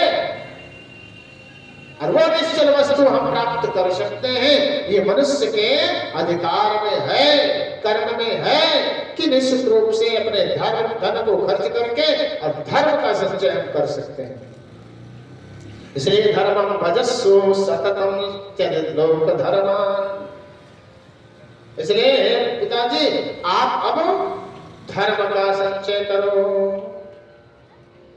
संसारे कृपया पारे पाहि मुरारे, भज गोविंदम भज गोविंदम, गोविंदम भज मूढ़मते। गोविंद का भजन करो। इस प्रकार से आत्मदेव को गोकर्ण महाराज ने उपदेश किया। आत्मदेव के उपदेश से गोकर्ण महाराज को प्रभाव हुआ, प्रभावित हुए और घर छोड़ करके और चले गए यमुना के किनारे। यमुना में स्नान करते थे और नित्य प्रति दसम स्कंद का पारायण करते थे। भागवत जी का दसम स्कंद भागवत का प्राण है। भागवत का ही नहीं बल्कि भगवान श्री कृष्ण और राजराजेश्वर भगवान गोविंद का प्राण है वो, क्योंकि दसम स्कंद में ही अपनी प्राण प्रिया सखियों के साथ में भगवान ने रास भी किया है। इसलिए दसम स्कंद प्राण है। दसम स्कंद का पाठ पारायण करते करते महाराज आत्मदेव जी भगवत प्राप्ति हो गए। इधर आत्मदेव जब यहाँ से चले गए तो गोकर्ण महाराज ने सोचा अब तो केवल मैया और बेटा रह गए, दोनों एक बुद्धि के हैं। मेरी बिलक बुद्धि है, मेरा नहीं चलेगा घर में कुछ भी। अभी तक तो पिताजी साथी थे। पिताजी के जाने के बाद आज गोकर्ण महाराज भी तीर्थ यात्रा पर चले गए। तीर्थ यात्रा पर जाने के बाद पितृव्रते तेन जननी कारिका वृषम, पिता और भैया के जाने के बाद धुंधकारी ने क्या किया, मैया से मार मार करके और धमका चमका करके धन लेना शुरू किया। क्योंकि अब तो सुरापी वेश्या का भी हुआ था और सुरा और वेश्या का प्रयोग करने वालों के पास धन की जरूरत ज्यादा रहती है, क्योंकि वहां भी धन लगेगा, वहां भी धन लगेगा। इसलिए धन की कमी पड़ी तो मैया को मारता था और मार करके धन पूछता था। क्या वित्तम तिष्ठते ब्रूहि, कहाँ धन रखा है तुमने कहाँ धन रखा है, बोल जल्दी से, नहीं तो क्या करूंगा जानती हो, हनिष्ये लतया चेत, तुम्हें लात से मारूंगा। कोई बेटा अपनी मैया को कहे तुम्हें लात से मारूंगा तो मैया को बहुत पीड़ा होगी, लेकिन मैया ने क्या किया था उसी का फल आज भुगत रही है। निष्कपट भाव से पति से छल किया था और पति से बेटे के किसी भी कार्य को बताया नहीं था। आज भी माताओं का ये है, स्वभाव बन चुका है कोई कोई माताओं का कि बेटा चाहे जो कुछ भी गलतियां करके आवे, बेटवा ठीक है पापा न जाता क्या, बेटवा मांग लिया 2000 रुपए चाहिए, आज फीस लगी है, 2000 रुपए भैया निकाल कर दे दिया, सांस न लेना पापा से। अब 2000 लेकर के गया, फीस दिया कि क्या किया भगवान जाने, भैया ने नहीं बताया पिताजी से, तो बेटा का स्वभाव जो है वो बिगड़ता चला गया, आचरण बिगड़ता चला गया। वो 2000 की जगह कभी 10,000 नहीं मांगा तो भैया ने निकाल करके दे दिया, क्योंकि पिताजी धन कमा रहे हैं, निकाल करके दिया। 10,000 में 2,000, 1,000 काम का हुआ और 9,000 इधर उधर में भटकने में लग गया। धीरे धीरे बेटा बिगड़ गया। आज धुंधकारी बिगड़ गया है। जैसे ही कहा कि हंसते लगतया नचे, मैया को बड़ी ग्लानि हुई। उसी रात में जब पति भी नहीं है, एक बेटा भी नहीं है, तो अब क्या किया? यतीम बहन का बेटा है, लेकिन अब सोच रही थी मुझे लात से मारने का इसके मन में विचार बन चुका है, अब मेरा जीना ठीक नहीं है। हाँ, कूपे बाता कृतौ रात्रो तेन सा निधनम गतः। एक अंधकूप में गई, रात में गिर गई, बताया भी नहीं घर में, और प्राण पखेरु शरीर से उड़ गए। इधर जब मैया भी चली गई तो धुंधकारी अकेला पड़ा के एकदम निष्कंटक स्वच्छंद होकर के जीना शुरू किया। अब तो वेश्यालय जाता था, अब वेश्याओं को ले आकर के अपने घर में रख लिया। वेश्या का ही घर बना लिया, अपना भी घर। और वेश्याओं को क्या ज्यादा जरूरत रहती है? धन की। जहां धन है वही वेश्या रहेगी, नहीं तो बिना धन के रह नहीं सकती। तो धन लेने के लिए क्या करता था? रात में चोरी करता था, रात में चोरी करता था, धन लाता था। एक दिन बहुत बड़ा किसी सेठ के यहाँ चोरी किया, ज्यादा धन लेकर के आया। जैसे आया, पांचों वेश्याएं सोचने लगी आज बहुत बड़ा माल लेकर के आया है, और कभी पकड़ा जाएगा तो मेरा भी नाम बताएगा, नहीं हम सबकी पांचों का नाम बताएगा, और इसके साथ में हमें भी हथकड़ी लग जाएगी। इससे अच्छा है कि आज ज्यादा धन लेकर के आज इसका पूरा काम तमाम करके और यहाँ से निकल चलो। इधर भी अपने हाथ लग जाएगा, इससे इसकी संगति भी छूट जाएगी। तो वेश्याओं ने क्या किया? प्रयत्न किया, उपाय किया कि उसे और मदिरा पिलाया। और मदिरा पिला करके, मदिरा पान करने के बाद मदिरा के नशे में जब धुत हो गया तो रस्सी गले में डाल करके मारने का प्रयास किया। और जैसे रस्सी गले में थोड़ी सी तगड़ी गई, चिल्लाया जोर से। चिल्लाते ही पांचों वेश्याएं भयभीत हो गई। क्यों? अगर पड़ोसिन जान जाएगी तो फिर ऐसे ही फांसी लग जाएगी मुझे। इसलिए क्या किया? रस्सी को निकाल दिया, एक जलते हुआ अंगारा ला करके धुंधकारी के मुख में डाल दिया। वो अंगारा जब मुख में गया तो आवाज भी न निकली और धुंधकारी का प्राण अंत हो गया। पूरा कुल साफ हो गया। आज वैसे भी उदाहरण के लिए श्लोक आते हैं, नीति के श्लोक हैं, एकेन शुष्क वृक्षेण दह्यमानेन बन्धिना। जंगल वैसे हरा भरा हो, आग लगाने का प्रयास करो, आग नहीं लगेगी। लेकिन एक पेड़ अगर सूखा उस जंगल में है, उस पेड़ में आग प्रज्वलित हो गई, दहा करके जलने लगी, आसपास के जितने पेड़ हैं सब धीरे धीरे जलना शुरू कर देंगे। उसी प्रकार से दह्यते तद्वनम सर्वम कुपुत्रेण कुलम यथा। जिस प्रकार से एक सूखा वृक्ष पूरे जंगल को जला सकता है, जलाने में कामयाब हो सकता है, उसी प्रकार से पूरे कुल में एक कुपुत्र आ जाए, कुबुद्धि वाला, पूरा कुल आज जल करके राख हो गया। केवल गोकर्ण बचे। धुंधकारी जब आग के प्रसंग से, आग के संबंध से अपना प्राण खोया तो आग में जला हुआ, पानी में डूबा हुआ, फांसी लगा करके मरा हुआ, आत्महत्या जहर खा करके मरा हुआ, केवल और केवल प्रेत योनि में जाता है। पहले प्रेत योनि में प्रेत हो गया, बहुत भयंकर प्रेत हुआ।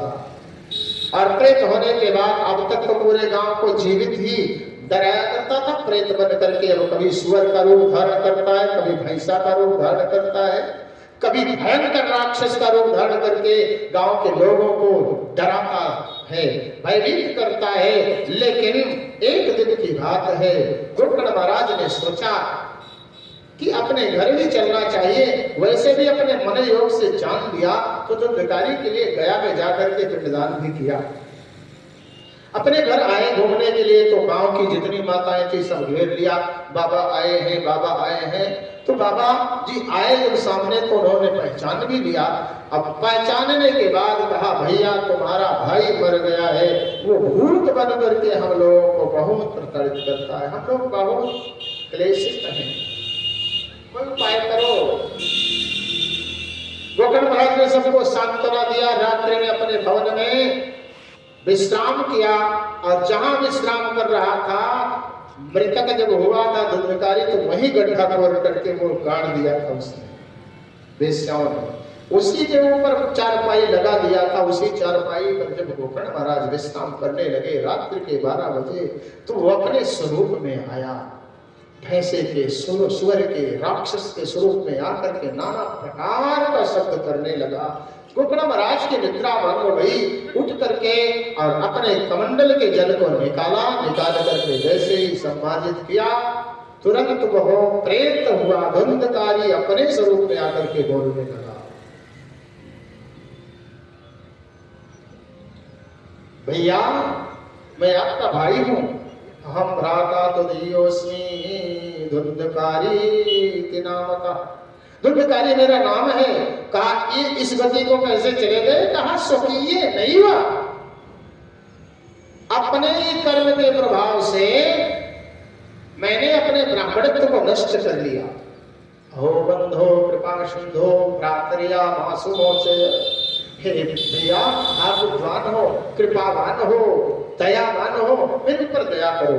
क्या करो मैं? का मेरा कल्याण करो। ये प्रेतत्व तो मुझे बहुत कष्टकारी हो गया है। कहा मैंने तुम्हारे प्रेतत्व को नष्ट करने के लिए तो मैंने गया आदि में जा करके तदर्थम तो गया पिंडो, मैं आज तो विधानता मुझे विधान से पिंडदान किया। धुंधकारी ने कहा गया में पिंडदान करने से मेरा कल्याण नहीं होगा भैया, मैं बहुत भयंकर प्रेत हूं, मैंने बहुत विकृत किया है जीवन में, इसलिए कहा गया श्राद्ध सतेनापि मुक्तिर्मेन भविष्यति उपायं परम किंचित तद विचारे सांप्रतम। कोई दूसरा उपाय करो, गया में जाने से मेरी मुक्ति नहीं होगी।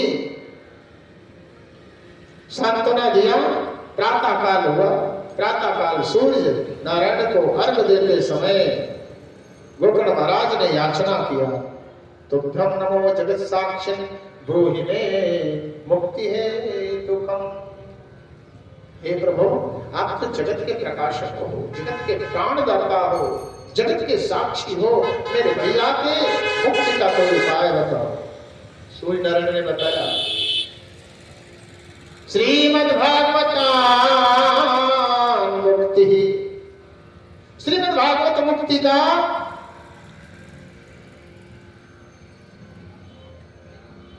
कारण बन सकता है, इसलिए उसके लिए, उसकी मुक्ति के लिए श्रीमद्भागवत का आयोजन करो। मुहूर्त का विचार करके सप्ताहं वाचनम कुरु। मुक्ति का उपाय केवल श्रीमद्भागवत। श्रीमद्भागवत का आयोजन हुआ और आयोजन जब हुआ तो एक वैष्णव ब्राह्मण को यजमान बनाया गया। गोकर्ण महाराज व्यास आसन को अलंकृत करते हुए श्रीमद्भागवत का वाचन करना प्रारंभ किया। एक दिन का की कथा जब होती थी तो एक बांस वहीं रखा था, उसकी एक गांठ चटक जाती थी। ऐसा क्यों होता था?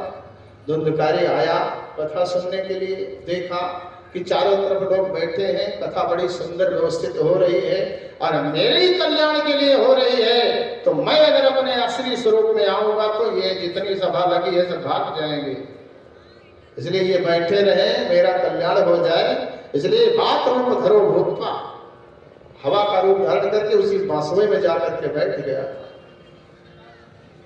7 दिन के कथा में 7 गांठें फट गई।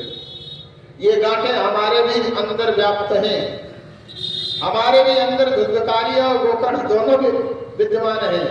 इसलिए धुंधकारी की ओर ध्यान करोगे तो धुंधकारी वाला कार्य शुरू हो जाएगा। ये 7 गांठ जो हैं एक तो शब्द, रूप, रस, गंध, स्पर्श, और दो गांठें हैं। छठी गांठ जो है राग है, दूसरा द्वेष है। ये मन की दोनों गांठें हैं, राग और द्वेष। ये 7 गांठें हैं। इनको चटकाने का काम कौन करेगा? श्रीमद् भागवत। 7 गांठें फटी, धुंधकारी भगवत स्वरूप होकर के प्रकट भया और विमान आया। विमान में आने वाले जो चालक थे, पार्षद थे, उन्होंने इशारा किया आकर के बैठ जाओ इसमें। गोकर्ण महाराज ने प्रश्न कर दिया, अरे पार्षदों, मेरे एक श्रोता को तुम लेकर के विमान में बैठा करके और देवलोक को जा रहे हो, क्या और सारे श्रोता हमारे जो हैं उन्होंने कथा नहीं सुना क्या? मैंने आज जाना कि कथा में भी तो 2 आंख होती है, एक को विमान आवे और सबको कुछ ना हो। हाँ, इसलिए ऐसा क्यों बता करके तब जाना। कहा नहीं, कथा में 2 आंख नहीं है, कथा में भेद नहीं है, कथा तो सर्व सिद्धांत निष्पन्नम, सबका भला एक साथ में करने वाली है, लेकिन श्रवण में जरूर भेद है। श्रवण किसने कैसे किया है, कैसे सुना है, आसपास में बात करके सुना है ना, कि दिमाग और मन चित्त दूसरी जगह रख करके किया है। क्योंकि मन बड़ा चंचल है, शरीर तो यहाँ बैठा है, लेकिन अभी मन चला जाए बंबई तो कहो कि जुहू आदि का सफर करके चला आवे। इतना तीव्र है मन। तो मन को बस में कर करके और कथा को सुने, गुने, फिर धुने, सुन करके हृदयंगम करें, अपने जीवन में उतारे, तब कल्याण होगा। ऐसी कथा सुनने वाले अगर अगली बार तुम कथा करोगे, ऐसे सब लोग सुनेंगे तो सबके लिए विमान आएगा। अगली बार फिर से कथा हुई है और कथा होने लगी, तब जितने भी लोग थे सब तत्वचित्त होकर के अब की बार सावधान होकर के सुन रहे। हमको भी विमान में जाना है। अगर विमान में जाना है तो अभिमान में मत रहो। मानापमान से जो परे है उसी के लिए विमान आता है। विमान शब्द का ही अर्थ है बिना मान के। बिना मान के जो है सम्मान की कोई कामना न करे कि फला जगह गया था, बड़ी भीड़ थी, लेकिन जिनके यहाँ गया था उन्होंने मुझे पहचाना नहीं, मुझे कुर्सी नहीं दिया, मैं फर्श पर बैठ करके कथा सुना। ऐसा माना अपमान से जो परे है उसके लिए विमान आता है। दुर्गतारी भी चाहता तो अपने स्वरूप में आता, आकड़ करके बैठता, फिर सारे गांव वाले चले जाते। कथा अकेले सुनता तो क्या कल्याण हो जाता? क्या कथा अकेले का विषय नहीं है। कथा तो सभी समाज के लोग बैठे हो, बहुत सा समूह हो, उनके बीच का विषय है। इसलिए सर्व सिद्धांत निष्पन्न कथा है ये। इधर दूसरी बार कथा भाई बड़ी सावधानी से सब कथा सुन रहे, क्योंकि विमान मेरे लिए भी चाहिए। अगर विमान चाहिए तो सावधान होकर के कथा सुनना पड़ेगा। कथा संपन्न हुई। इस बार तो आश्चर्य घटना हो गई। कथा होते ही, पूर्ण होते ही तुरंत नाना प्रकार के विमान और जितने भी अनगिनत विमान आ गए, जितने भी वहां श्रोता थे सबके लिए अलग अलग विमान। और ऐसे बैठ करके जाने लगे मानो जिस प्रकार से श्री रामचंद्र जी शीतल अमराई में जाकर के सभी अपने भक्तों को अपने साथ लेकर के और वहीं से अंतर्धान हुए हैं, उसी प्रकार से आज भागवतकार ने लिखा, अयोध्यावासिना सर्वे तथा रामेण संगता तथा कृष्णेन ते नीता गोलोकम योगी दुर्लभम गोलोकम योगी दुर्लभम। जिस प्रकार से राम जी के साथ में जितने भी भक्त थे सब चले गए, उसी प्रकार से आज कृष्ण के द्वारा भेजे गए विमान में बैठ करके सभी लोग चले गए। यहाँ तक कि भागवतकार ने लिखा, तदग्रामे ये सीता जीवा, जितने भी जीव थे, जितने जीवों ने कथा सुना है, चाहे किसी भी वर्ण के रहे, आश्व चांडाल जा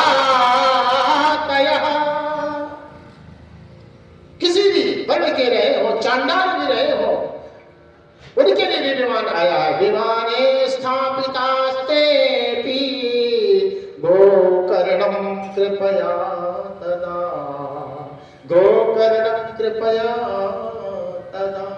गोकर्ण की कृपा से आज विमान आए हैं और सब पर बैठ करके सारे भक्त भगवान के धाम को जा रहे हैं। मेरे परमात्मा, मेरे श्री कृष्ण, मेरे गोविंद स्वयं प्रकट होकर के और गोकर्ण महाराज को अपने गले से लगाया। बोल गोकर्ण महाराज की जय, बोल राधा कृष्ण भगवान की जय हो। ये गोकर्ण अरविंदकारी की कथा रही।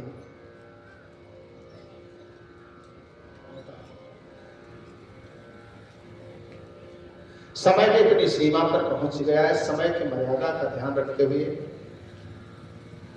आइए हम लोग हनुमान चालीसा का आश्रय लेते हुए और उसके बाद आरती की तरफ चलने की तैयारी करते हैं। बड़े प्रेम से एक छोटा सा भगवान के चरणों में भजन समर्पित करते हुए, छोटा सा भजन समर्पित करते हुए, भजन का बड़ा महत्व आज कथा में बताया गया है।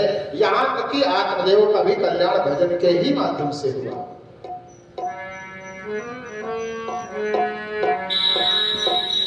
तो भजन करो मनवा, भजन करो मनवा,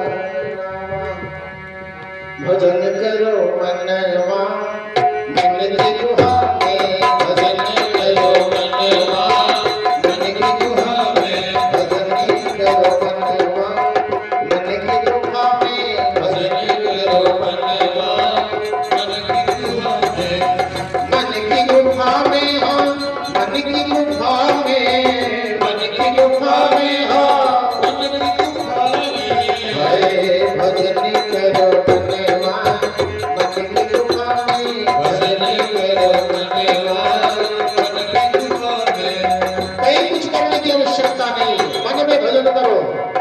मन का विषय ही है।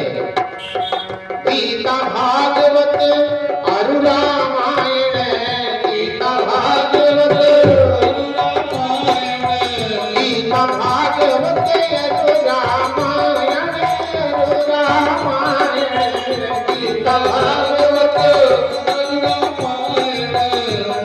मनन करो मनवा, मन की गुहा में भजन करो मनवा,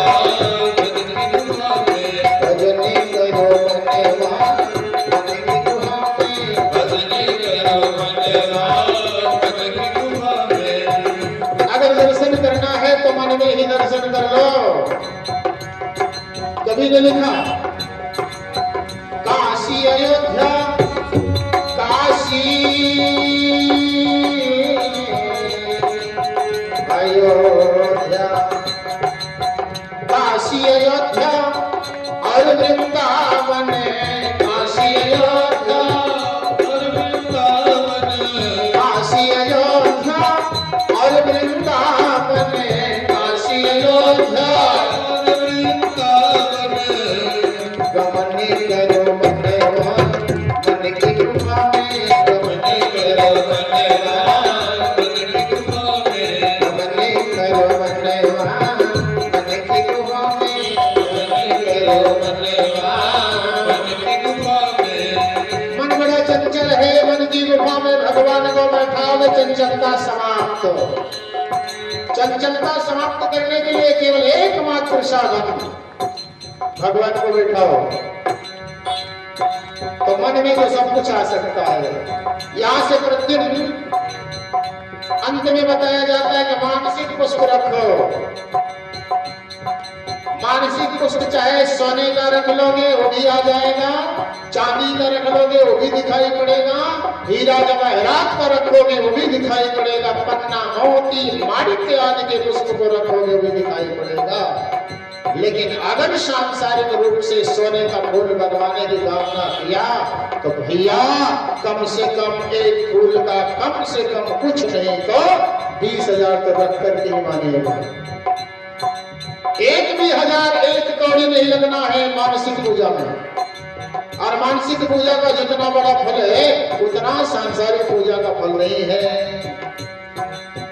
गंगा जमुना और सरस्वती, गंगा जमुना और सरस्वती, गंगा जमुना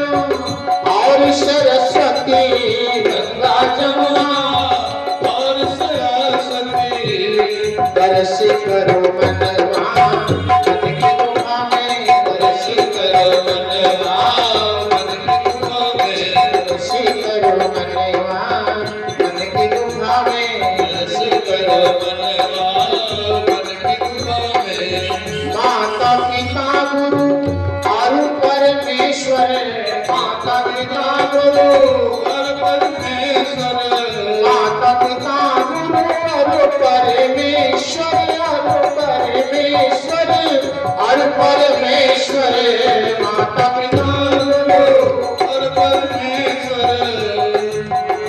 कहा न मन करो मनवा, सबको मन में प्रणाम करो, लाभ मिलेगा। मने करो मनवा, मन की गुफा में, मने करो मनवा, मन की गुफा में, मने करो मनवा, मन की गुफा में, मने करो मनवा, मन की गुफा में। हवन करने के लिए लोग बड़े लालायित रहते हैं। हमें हवन करने का अवसर नहीं मिला, निराश भी हो जाते हैं लोग। लेकिन हवन कैसा करना है जरा देखिए। पाप ताप और विषय वासना, पाप ताप और विषय वासना, पाप ताप विषय वासना, पाप ताप और विषय वासना, पाप ताप और विषय वासना, विषय वासना, विषय वासना,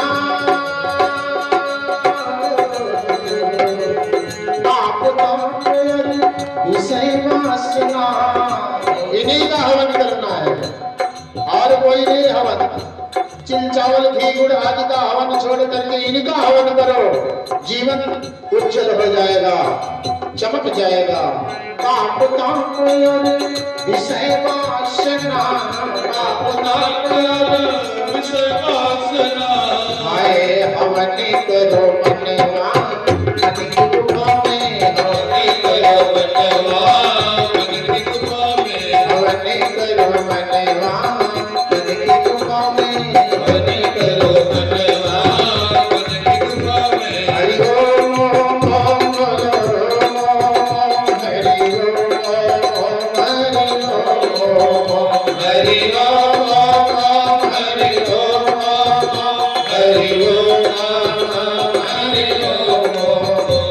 हरि ओम, हरि ओम, हरि ओम, हरि ओम, हरि ओम, हरि ओम,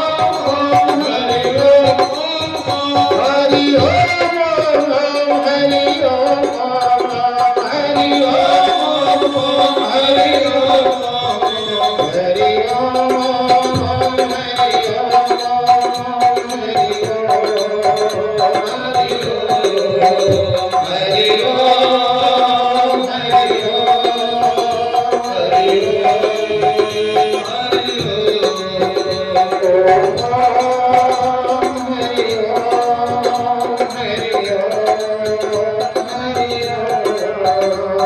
ओम, हरि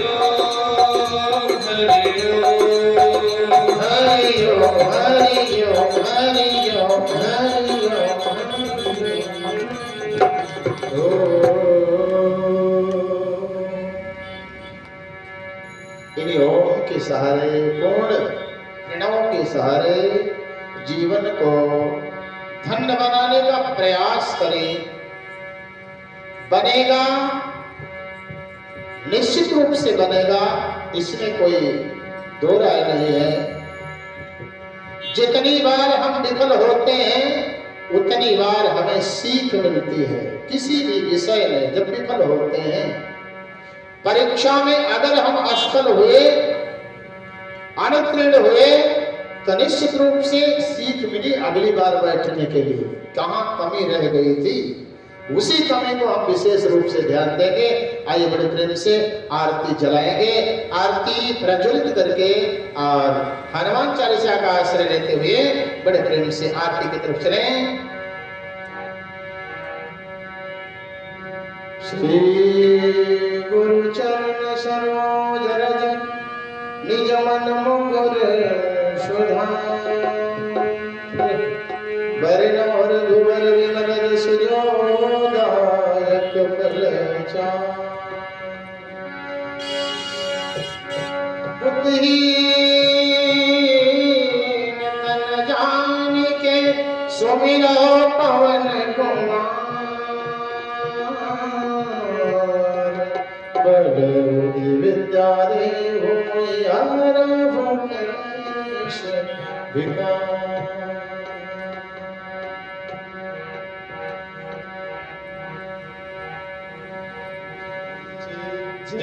जय हनुमान गोसाई कृपा करो गुरुदेव की नाई। जय जय हनुमान गोसाई कृपा करो गुरुदेव की नाई। जय हनुमान ज्ञान गुण सागर जय कपीस तिहु लोक उजागर। राम दूत अतुलित बल धामा अंजनी पुत्र पवन सुत नामा।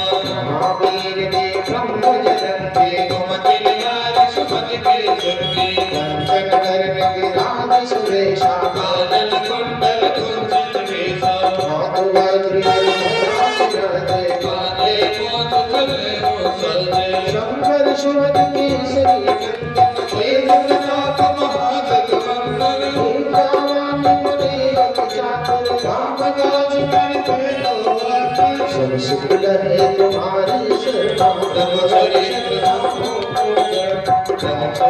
सुन के तुलसिया। राम लखन सीता सूक्ष्म रूप धरि सियहि दिखावा। विकट रूप धरि लंक जरा।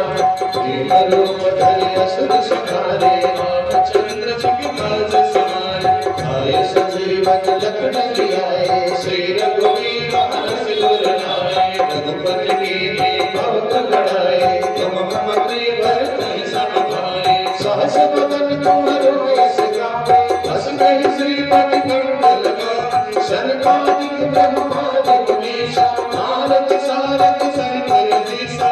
जब कुबेर दिक्पाल समाते। कवि कोविद कहि सके कहाते। तुम उपकार सुग्रीव कीन्हा। राम मिलाए राजपद दीन्हा। तुम्हारो मंत्र विभीषण माना।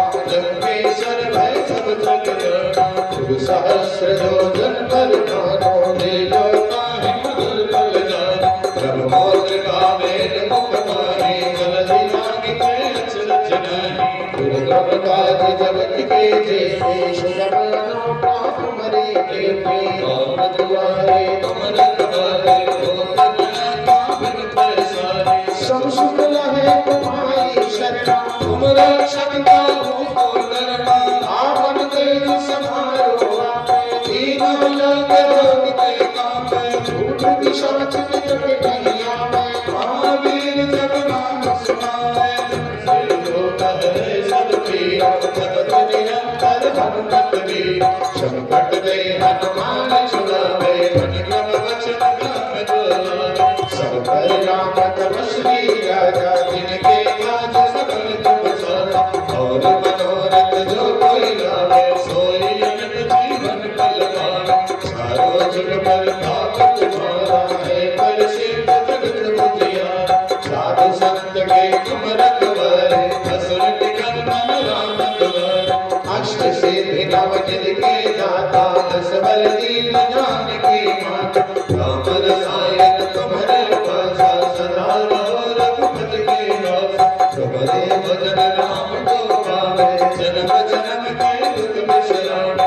अंत काल रघुवर पुर जाए। जहाँ जन्म हरि भक्त कहाए। और देवता चित्तन धरे। हनुमत से सर्व सुख करे। संकट कटे मिटे सब पीरा। जो सुमिरे हनुमत बलवीरा। जय जय जय हनुमान गोसाई कृपा करो गुरुदेव की नाई। जो सत बार पाठ कर कोई। छूटे मंद महासुख होय। जो लखन हनुमान चालीसा। होय सीति साखी परेसा। तुलसीदास सदा हरि चेरा। कीजे नाथ हृदय महडेरा। जय जय जय हृदय महडेरा। जय जय जय हनुमान गोसाई कृपा करो गुरुदेव की नाई। जय जय जय हनुमान गोसाई कृपा करो गुरुदेव की नाई। पवन तनय संकट हरण मंगल मूर्ति हो। राम लखन सीता सहित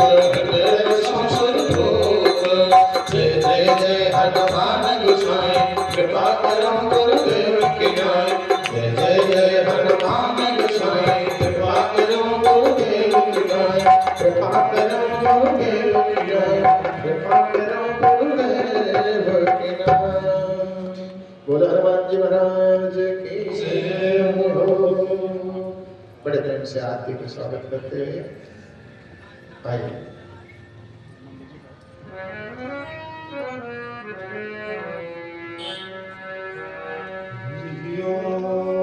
दीपं प्रज्वाल्य ओम तदो हविः प्रजननं मे स्तुतशरीरको सर्वगणको स्वस्तये आत्मसनि प्रजासनि पशुसनि लोकसन्य भयसनि अग्निः प्रजा बहुगा मे करो धन्यं भयरेतु अस्मासु दत्त। मन में बसा कर तेरी मूर्ति उतारो है गिरधर तेरी आरती।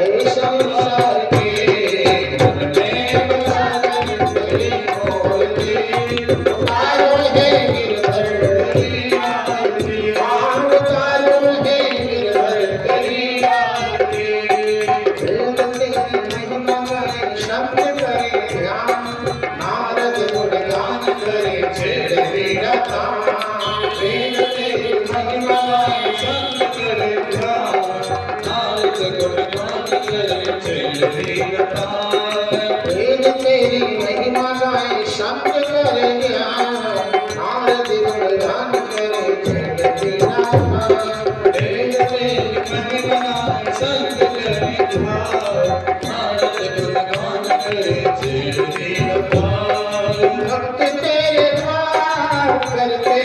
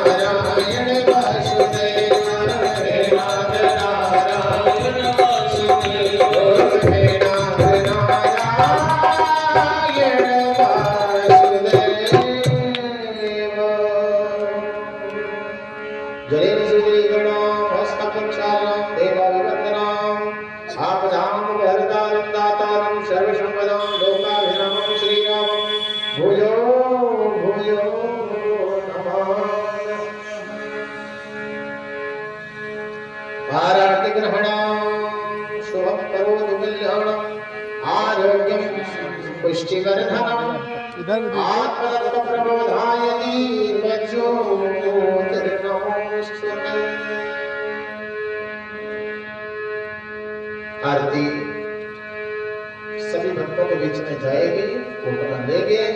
उसके पहले भगवान के जड़ों का ध्यान करते हुए जिसके हाथ में प्राकृतिक पुष्प पहुंचे हैं वो प्राकृतिक पुष्प लेकर के भी मानसिक पुष्प की कामना करें, और जिनके हाथ में पुष्प नहीं है वो मानसिक पुष्प सबसे महंगा वाला सोना चांदी हीरा जवाहरात वाला फूलवा लेकर के भगवान के चरण का ध्यान करते हुए पुष्पांजलि समर्पित करें। निश्चित रूप से कल्याण होना ही होना है।